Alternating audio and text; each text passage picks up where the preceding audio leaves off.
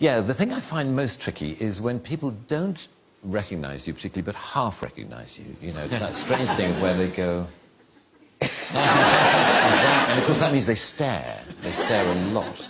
And they just look. You're sort of feeling, I wish that person wouldn't stare at me. So, I'd rather just, hold up a flag saying, yes. Yes, it's me. A few years ago, there was, I was in a Land Rover parts department near Peterborough, the kind of place you find me on most Saturdays. And we're waiting for car parts. And car parts, guys hang around a lot because, to get a part, the guy has to go half a mile to the back of the warehouse and then come back again, and he brings it back.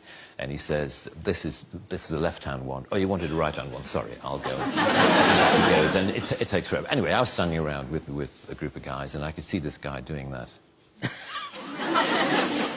And he came up to me after a while, and he said, excuse me, has anyone ever told you that you're the absolute spitting image of that Mr. Bean?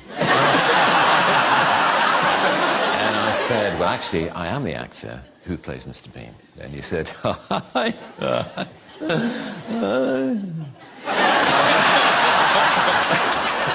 I bet you wish you were.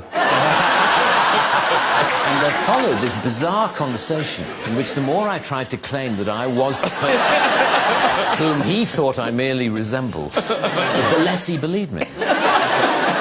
But what was funny was how close he thought I was to he said, the resemblance is uncanny. Have you ever thought of doing any, look-alike work, like, stag nights and hen nights? You could go along as Mr. Bean. And I said, no, I haven't. He said, because you can make an absolute fortune. And I could tell after a while I had to bring the conversation to a close because clearly not only was he not believing me, but he was getting quite annoyed that I was pursuing this line of I am Rowan Atkinson and clearly he thought I was this total arse. Just because I happened to look a bit like Mr. Bean, goes around the country actually claiming to be Mr. Bean. What a twat.